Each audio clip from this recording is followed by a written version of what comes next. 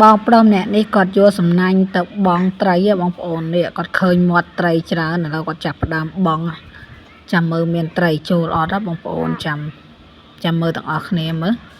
ដូចឃើញមានត្រីលោតនេះលោត2 3នេះត្រីនឹងត្រីលោតក្នុងសំណាញ់ណាបងប្អូននេះហើយតែលោតនឹងឃើញដូចយ៉ាងតូចទេចាំមើលតែគាត់ទាញសំណាញ់មកបងប្អូនហើយចំណែកទឹកនេះគឺឡើងខៀវត្មងបងប្អូនអើយនៅពេលដែលគាត់ចាប់ផ្ដើមអូសសំណាញ់មកបងប្អូនឃើញអត់នេះវាមានបាយពពុះបាយពពុះហ្នឹងសត្វមាត់ពពុះត្រីបងប្អូនណា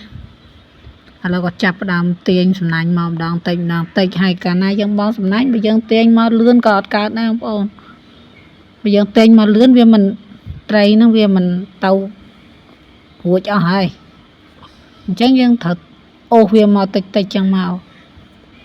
ឥឡូវចាប់ផ្ដើមឃើញត្រីបណ្ដើបងប្អូននេះត្រីច្រើននេះចូលក្នុងសំណាញ់ណាហើយគាត់ចាប់ផ្ដើមទាញមកអូយសត្វត្រីបងប្អូននេះមកសំណាញ់នេះគ្រប់ទឹកបងប្អូននេះអូយត្រីធំទៀតណាប៉ុន្តែត្រីនេះប្រហែលជាត្រីចិញ្ចឹមឯងមើលទៅនេះបងប្អូនមើលជួយពិនិត្យមើលគ្នាមើលសតត្រីនេះមួយកន្លះគីឡូអីនេះ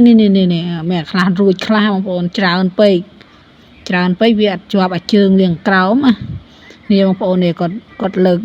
មកតាន់ផុតពីទឹកនេះសតត្រីសតតែហ្មងនេះបងប្អូនលើកអត់រួចទេម្នាក់ឯងណាឥឡូវរកគ្នាមកជួយទាញបងប្អូនអូយច្រើនណាស់យកធុងទៅដាក់ហ្មង